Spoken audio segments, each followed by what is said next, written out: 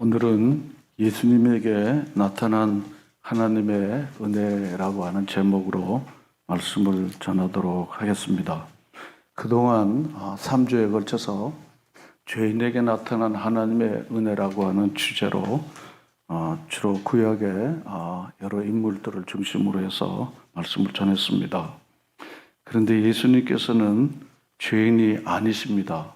하나님의 아들이시고 창세기 3장 15절에 예언되어 있는 대로 여자의 후손으로 동정녀 마리아로 죄 없이 이 땅에 태어나시고 여러 가지 많은 시험과 유혹이 있었지만 죄가 없으시다 그러셨습니다.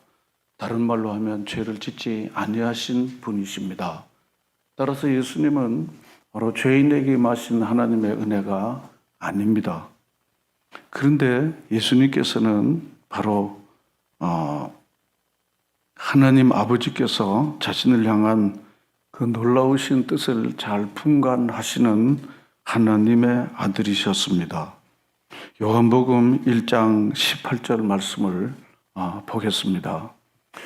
본래 하나님을 본 사람이 없으되, 그렇죠. 하나님을 본 사람이 없습니다. 그렇지만 하나님의 품속에 있는 독생하신 하나님이 나타나셨습니다.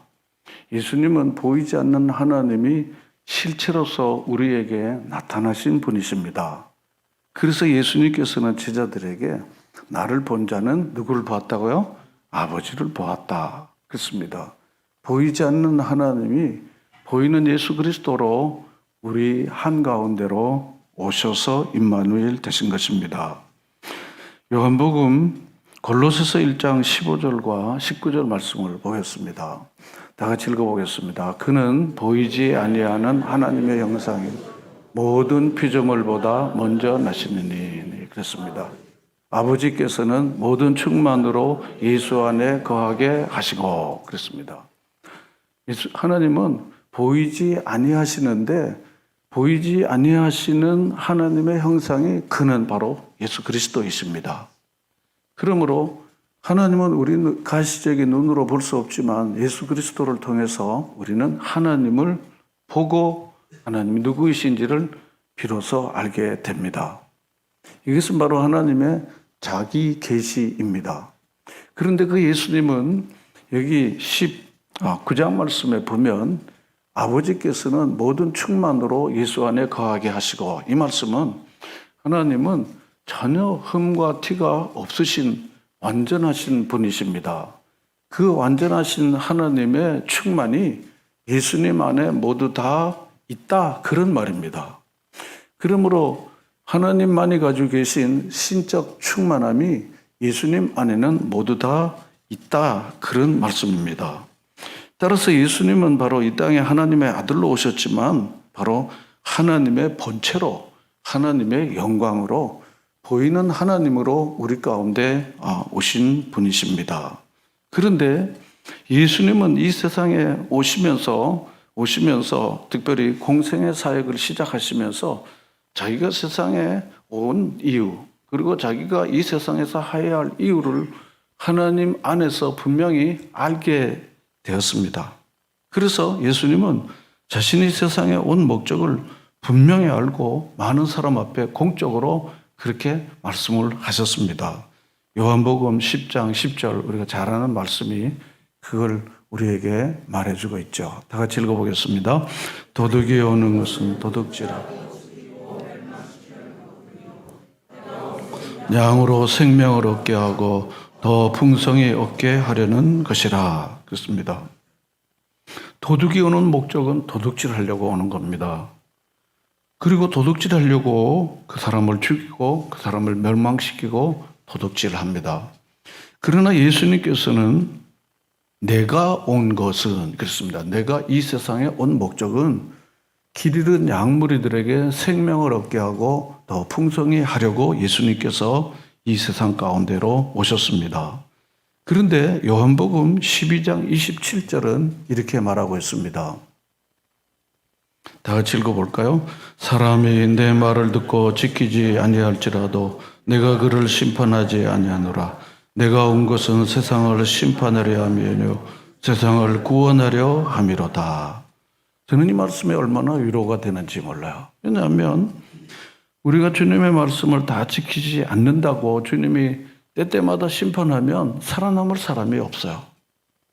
만약 우리가 입으로 죄지면은요, 입을 우리 주님, 우리 하나님께서 이렇게 혼내시면요, 입이 남아나질 못했을 거예요. 만약 우리가 손과 발로 나쁜 짓을 할 때마다 회초리로 만약 이렇게 치셨다면 우리는 남아날 손과 발이 없을 거예요. 왜냐하면 우리는 그렇게 많이 늘 죄를 우리 친구처럼 늘 지냈기 때문에 그렇죠. 그런데 예수님께서는 내 말을 듣고 지키지 아니할지라도 심판하지 않는다. 내가 온 것은 그렇습니다. 내가 온 것은 세상을 심판하려고 온 것이 아니라 세상을 구원하려고 왔다.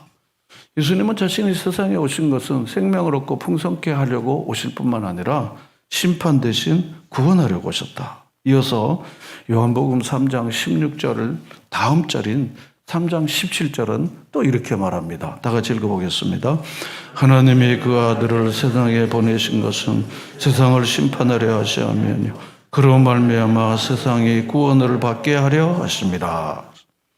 하나님이 자신의 아들 예수님을 세상에 보내신 목적은 세상을 심판하려고 보내신 것이 아니라 그로 말미암아 세상을 구원하게 하려고 하나님께서 예수님을 보내셨다는 것을 예수님은 알았어요.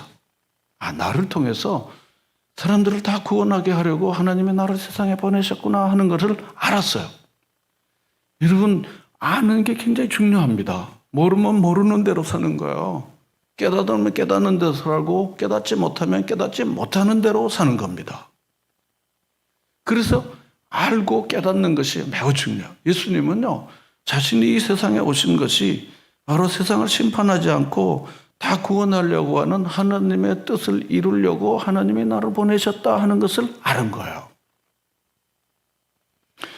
그것은 사도 바울이 디모데전서 2장 4절을 통해서 잘 보여주고 있어요. 다 같이 읽어볼까요? 하나님은 모든 사람이 구원을 받으며 진리를 아는데 이르기를 원한다. 그렇습니다.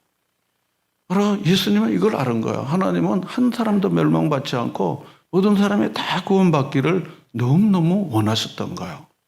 죄로 말미암아 우리는 죽을 수밖에 없는데 이미 에베소 2장 1, 2절의 말씀을 보면 죄와 허물로 죽은 겁니다.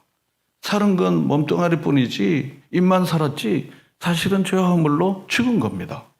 그런데 죽은 우리를 이렇게 살려주신 거예요. 살려주신 것입니다. 그런데 예수님은요, 하나님의 모든 사람이 다 구원받고 다 진리를 알기를 너무너무 원하셨던 하나님 아버지의 속내를 예수님은 알으신 거예요. 그래서 내가 이 세상에 온 것은 바로 심판하려 하지 않고 구원하려 하나님이 나를 보내셨다 하는 것을 알게 됐어요. 그래서 예수님께서는요, 자기를 통해서 어떻게 많은 사람들이 구원에 이를 수 있는 것을 또 아는 거예요. 여러분, 신앙생활 하면요, 하나님을 아는 지식과 끈회 속에 자라는 것입니다. 자라지 못하는 아이들을 둔 부모들이 애마른 걸 알잖아요. 응? 애마르잖아요. 응? 저희 손자가요, 잘 안 자라는 거예요. 저 마음이 애마른 거예요. 지혜에 비하면 얼마나 더 애마른지 몰라요. 근데 그 시간이 지나니까 잘 자라니까 온 식구들이 너무 기쁜 거예요. 때때마다 잘 자라줘야 되거든요. 잘 안 자라면 그게 애마른 거예요. 잘 먹지도 않고. 그래서 제가, 아니, 우리 집안에 잘 먹지 못하는 애들이 있다니 이것도 기적이네. 없어서 못 먹는데 어째 이렇게 잘 못 먹는가. 근데 잘하니까 너무 좋은 거예요. 그런데 예수님께서는요, 구원하려 오신 하나님의 뜻을 아는데 그 다음에 뭘 아는가 하면 나가 죽음으로 모든 사람이 구원하려고 하나님이 계획하신 것을 아는 거예요. 그게 바로 마태복음 20장 28절이에요. 다 같이 읽어보겠습니다. 인자가 온 것은 섬김을 받으려 함이 아니라 도리어 섬기려 하고 자기 목숨을 많은 사람의 대속물로 주려 함이라. 그렇습니다. 또 내가 온 것은 그렇습니다.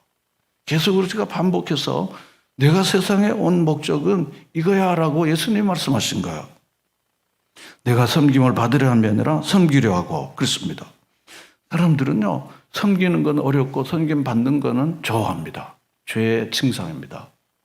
누군가 대접하는 거는요, 좀 부담스럽지만 대접받는 거는요, 할렐루야입니다. 이게 바로 인간이 가지고 있는 죄성이에요. 누군가가 계속 자기에게 선물도 주면 너무 좋지만은 막상 내 지갑을 열어서 하나님께 누구에게 주는 것은 정말 어려워요. 정말 어렵습니다. 그런데 예수님께서는요, 내가 온 것은 대접받으려고 섬김 받으려고 온 것이 아니라 섬기려 왔다고. 그것을 하나님을 통해서 분명히 알게 된 거예요. 여러분들도 섬기는 기쁨이 여러분에게 가득 차기를 축원합니다. 여러분, 섬기는 자가 세상을 다스리면 너무 좋아요. 섬김을 받으려고 하는 사람이 세상을 다스리면 세상은 너무 불행해집니다. 여러분, 많은 사람들에게 섬기는 자로 살게 되길 바라요. 예수의 삶이니까. 그런데 그냥 단순히 섬긴다 그래서 사람이 구원받지 않는다는 것을 우리가 알아요. 내가 누군가를 잘 섬겼다. 우리 애들을 잘 섬겼다. 아주 가난한 사람을 잘 섬겼다. 그 사람 구원받는 게 아니에요. 오병이어 먹고 그리고 구원받는 게 아니에요. 그냥 고맙지만 돌아서고 나면은 그만해요. 그래서 섬김을 받으려 하지 않고 섬기려 하고, 그 다음에 뭡니까? 뭘요? 자기 목숨을. 그렇습니다. 자기 목숨을 많은 사람의 대성물로 주려고 내가 왔어 하고 많은 사람들에게 예수님 말씀하신 거예요.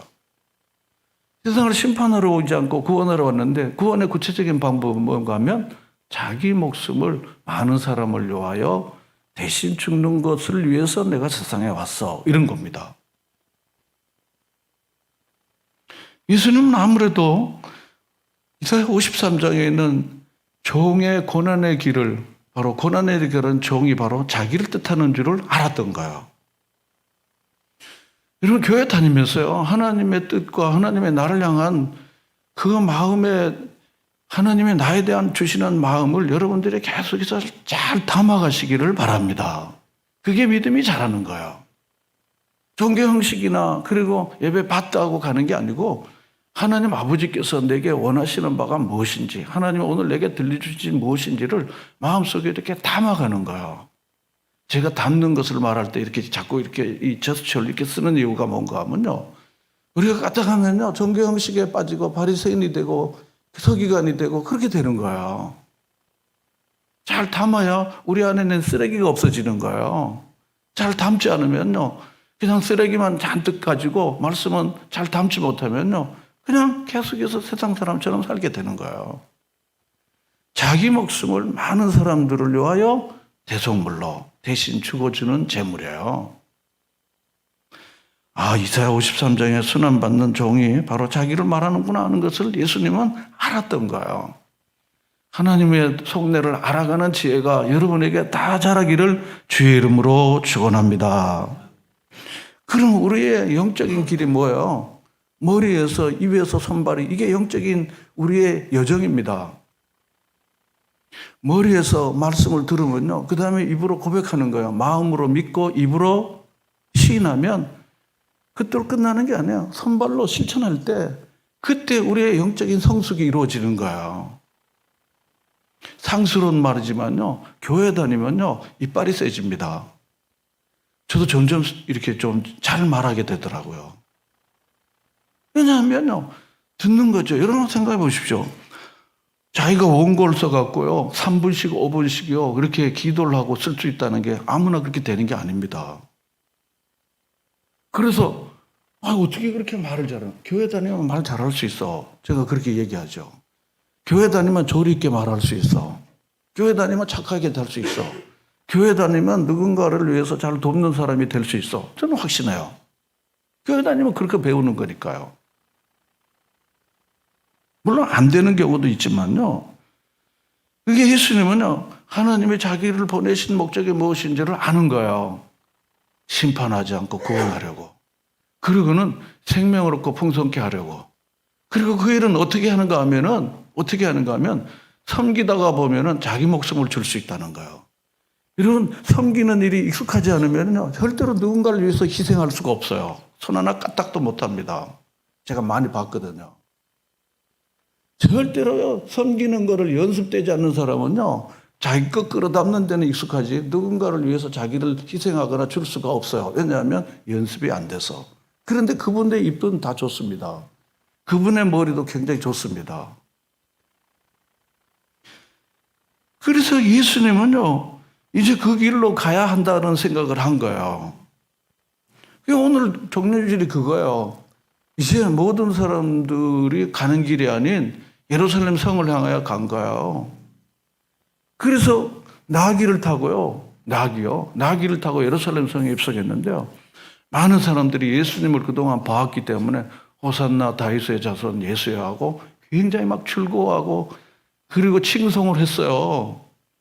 그래서 종려나무 가지로 예수님을 칭송한 것들을 뜻해서 종려주일 그렇게 합니다.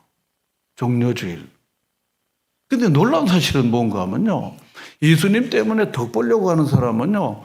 십자가에 못 박혀 예수를 죽이라는 군정으로 돌변해버린 거야. 이 호산나 다윗의 자손이여 했던 이 사람들이요.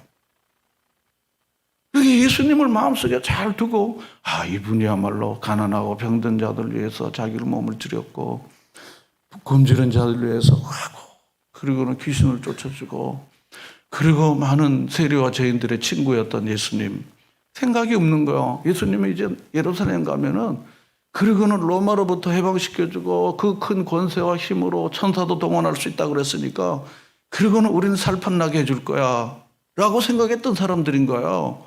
그런데 떡하니 예수님이 십자가에 못 박혀 죽으니까 다 들렸다고 그 다음에 예수를 죽이라는 군중이 되는 거예요. 생각이 없는 사람들은요 쉽게 바뀔 수가 있어요.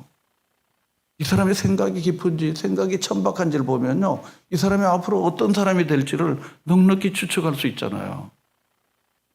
생각이 없는 사람들은요 머리를 집에다 두고 교회 오는 사람들은요 생각이 좀 부족할 수 있어요. 그런데 예수님은 그들의 관계없이요 십자가를 지려고 예루살렘 성을 입성하시고 또박또박 가신 거예요. 그런데 예수님께서 이제 막상 이 십자가를 지는 바로 임접한 시간이 되니까요. 마음에 사람이기 때문에 예수님은 하나님이시지만 사람이니까 두려움이 온 거예요. 마가복음 14장 36절에 보면요. 예수님 이렇게 하나님께 한청을 했어요. 다 같이 읽어볼까요? 아빠 아버지여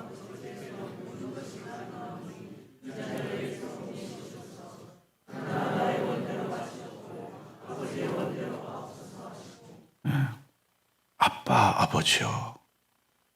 아바 아버지 어느 글자 나왔잖아요. 아빠 아버지. 예수님 내 안에 내가 예수님 안에 그렇게 늘 아버지 안에 늘 거하셨으니까 아버지께는 모든 게 가능하다. 왜냐하면 전능하신 아버지니까요. 그런데 이 십자가를 내가 져야만 모든 사람들이 구원을 받지만은 이 잔을 내게도 좀 옮겨줄 수 있으면 좋겠어요. 아버지는 가능합니다. 왜냐하면 너무 무섭고 너무 힘들고 너무 어려우니까요. 우리가 십자가를 지려고 마음 먹고 살아 그러대요. 금방 십자가는 내던져버리게 되더라고요. 왜냐하면 불편하니까. 좀 사람이 좀 그걸 지면 내가 뭐야? 내가 이러려고 내가 이런 거예요, 그냥. 그 십자가를 내던져버리고 그리고 자기가 사는 거예요. 그래서 자기가 사는 거는 쉽고 십자가 지는 거는 되게 어렵습니다. 육신이 살고 자기가 사는 건요. 그 예수님도 이 십자가는 너무 육체적 고통, 정서적인 고통, 또 외로움, 힘든 이런 말할 수가 없잖아요. 그러니까 옮겨달라고 그러는 거예요. 그런데 예수님께서는 이미 하나님이 자기에게 세상에 와서 하라고 하는 일이 무엇인지를 알고 그게 꼽혀있기 때문에요. 절대로 마음이 왔다 갔다 하고 바뀌지는 않아요. 뭐요?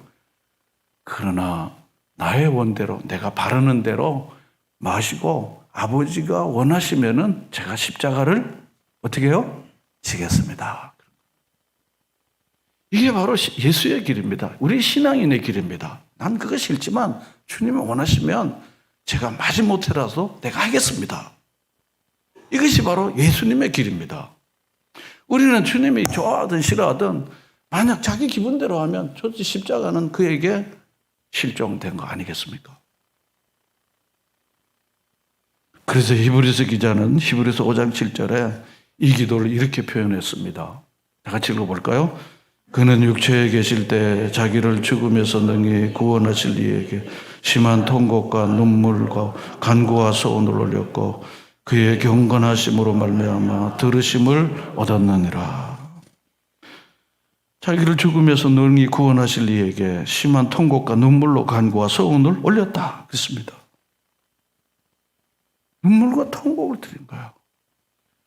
왜냐하면 세상을 심판하지 않고 구원하는데 구원은 바로 자기 죽음을 통해서 자기가 대속물로 죽음으로써 이 많은 사람을 살리는 길인데 그걸 자기가 지키기에는 너무너무 힘드니까 눈물과 통곡과 눈물로 간구와 소원을 올렸다. 히브리서 기자는 그렇게 표현했습니다.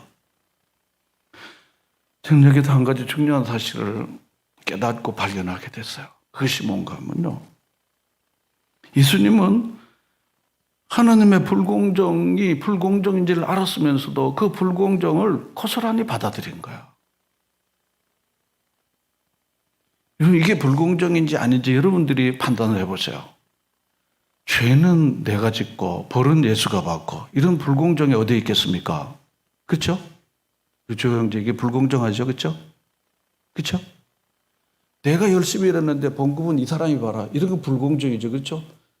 이 사람이 죄를 많이 졌는데 내가 벌을 받아. 이런 세상에 불공정이 어디 있어요? 그렇죠? 공정하지 않죠, 그렇죠? 형제 안 그래? 예. 이런 불공정이 어디 있어요? 근데 하나님은 우리를 구원하려고요. 불공정하기로 결정하신 거야. 우리가 누군데요? 죄인인데. 죄인을 위하여 죽는 사람은 없습니다. 의인을 위하여 죽는 자가 혹 있지만요. 근데 예수님이 참 놀라운 일은 뭔가 하면요. 이게 엄청난 불공정인 줄 알면서도 예수님 죄가 없으시죠? 죄인이 죄벌을 받는 거지 의인이 죄인의 벌을 받지 않습니다. 근데 하나님은 그렇게 불공정하기로 결정한 거예요. 공정하신 하나님께서 구원하시는 일을 위해서는요. 그러고는요. 예수님은 바로 하나님의 이 불공정을요. 그냥 그대로 받아들인 거예요. 사람들이 죄를 졌는데 벌은 예수님이 받는 거예요. 예레미야서에 보면요. 부모가 신 걸 먹었는데 애들이 왜 쉬냐 그랬습니다. 도저히 그럴 수가 없다는 거예요. 그렇잖아요? 제가 신 걸 먹으면 제가 쉬지 우리 애들이 나 쉬다 이렇게 말할 수 없다는 거예요. 그렇지 않습니까? 죄는 본인에게 귀속된다는 거야.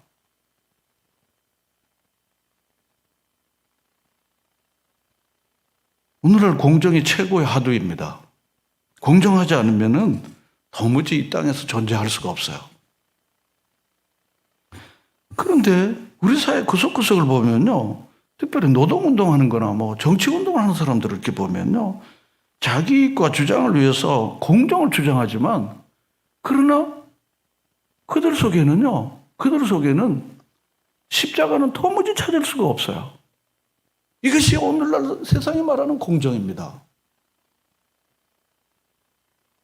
하나님은 죄인들을 구원하시려고요. 불공정을 선택하신 거예요. 그리고 예수 그리스도는 이 불공정함이 분명히 불공정함에도 불구하고 하나님의 속내를 알고 그리고는 그걸 고스란히 받아들이고 그 불공정의 길을 가신 거예요. 뚜벅뚜벅.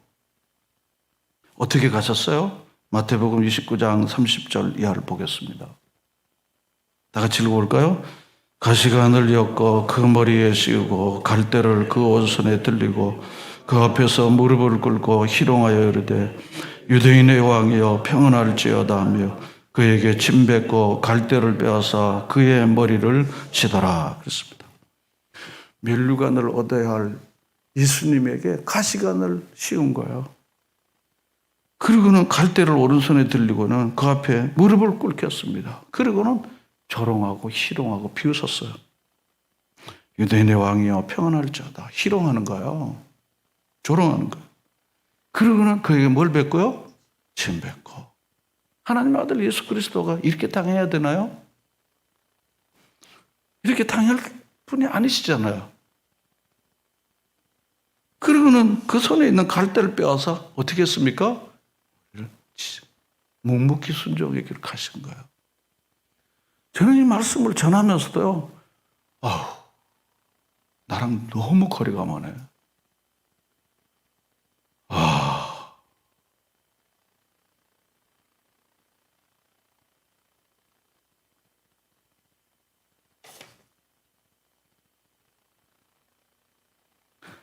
예수님은 자기 삶의 뚜렷한 목적을 위해서 어떤 희생과 어떤 고통도 그것도 하나님의 뜻이라면, 하나님이 나를 보내신 목적이라면 개의치 않으셨다는 걸로 저는 그렇게 해석합니다. 내가 모욕을 당하든 채찍을 맞든지 간에 나를 보내신 네가 세상을 구원하려고, 그리고 대속물로 주게 하려고 나를 세상에 보내셨기 때문에 나의 삶의 목적은 이것이다 하는 것을 뚜렷이 천명을 했습니다. 요한복음 17장 4절 말씀을 가겠습니다. 다 같이 읽어보겠습니다. 아버지께서 내게 하라고 주신 일을 어렵게 하였습니다. 아버지 누구이십니까? 하나님께서 내게 하라고 어떻게 해요? 주신 일, 세상을 구원하기 위하여 너는 대성물로 너의 삶을 드려라 하는 거예요. 불공정해 알면서도 그 불공정을 받아들인 거예요. 그래서 내가 이루어 누구를 영화롭게 했습니까? 아버지를 영화롭게. 예수님의 삶의 목적은 무엇입니까? 너를 보내신 아버지의 뜻을 잘 받들어서 실천함으로써 아버지를 영화롭게 하는 것이 예수님 자신의 삶의 목적이었습니다. 여러분의 삶의 목적이 무엇입니까? 여러분 직장에 다니는 목적이 무엇이고, 여러분 오늘 사는 존재하는 목적이 무엇이고, 여러분이 돈 버는 목적이 무엇입니까? 그런 쪽 질문에서 우리가 답을 찾아야만 우리 인생이 제대로 되는 것이에요. 여러분 삶의 목적이 무엇입니까? 여태껏 뭘 목적을 위해서 샀습니까? 여러분 최고의 가치로 두는 것이 무엇입니까? 하나님의 아들이신 예수님께서는 자신이 이 세상에 존재하고 세상에 내가 온 것은, 이 목적은 무엇인가 하면 아버지께서 내게 하라고 주신 일이 뭔가 하면 세상을 구원하는 일이에요. 자기 목숨을 대속물로 주려고 난 너를 세상에 보냈어. 그리고 종의 길은 멸시와 천대를 받는 길이야. 그러므로 멸시 천대를 너는 다 받고 그리고 내게 오는 거야. 아버지께서 내게 하라고 주신 일을 내가 이루어 아버지를 이 세상에서 영화롭게 하셨다. 내가 세상에서 내 일을 하려면 아니라 아버지께서 내게 하라고 하신 일을 함으로써 아버지를 영화롭게 하는 것이다. 다시 한번 말씀드립니다. 우리가 이 땅에서 땅을 구하는 자는 땅도 하늘도 동시에 못 얻어요. 그러나 하늘을 구하는 사람은 구하지 않는 땅도 얻게 된다는 사실을 여러분들이 꼭 믿고 나아가시기를 주의 이름으로 축원합니다. 땅과 하늘을 다 얻으면 얼마나 좋겠어요. 근데 땅을 구하는 자들은요, 땅만 바라보는 자는 땅도 못 얻어요. 하늘은 가보지도 못하고요. 얼마나 불쌍한 인생이에요. 그러나 하늘을 구하는 사람은요, 구하지 않는 땅도 하나님께서 주셔요. 여러분 믿으십니까? 꼭 믿고 살게 되길 바라요. 그 나라 의를 구하면 이 모든 것을 너에게, 여러분 믿으십니까? 이게 바로 하나님이 우리에게 주신 거예요. 땅에 빠져 있는 사람들은 이걸 모르니까 세상에서 방황하고, 그리고 세상에서 너무너무 공허한 삶을 살게 되는 거예요. 그래서 인생의 날이 차도 헛살았어. 내가 무슨 뜻으로 사는지 몰라. 이렇게 되는 겁니다.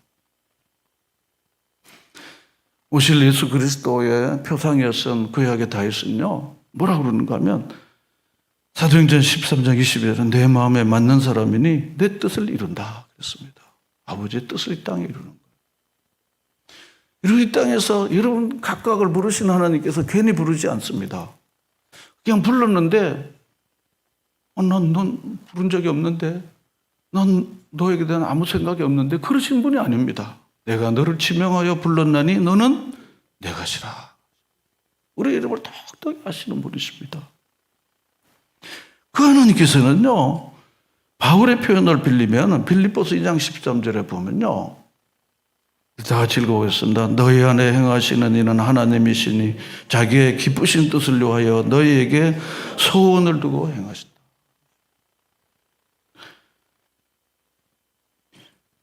자기의 기쁘신 뜻을 위하여 우리에게 소원을 주시는 분이에요. 뜻을 주시는 분이에요. 여러분이 교회에 왔어요. 하나님의 나를 향한 뜻이 무엇인지, 나를 향한 계획이 무엇인지, 나에게 주시는 교훈이 뭔지를 마음속에 이렇게 잘 꼭 담아가시는 여러분 모두가 꼭 되시기를 바랍니다. 그래서 예수님께서는요, 마태복음 12장 50절에 이렇게 말씀했어요. 다 같이 읽어보겠습니다.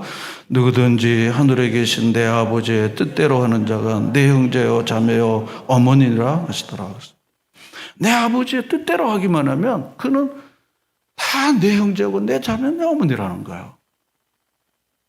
이게 형제자매 공동체가 바로 이렇게 이루어지는 거예요. 내 뜻보다 아버지의 뜻대로 하는 사람들이 공동체가 교회입니다.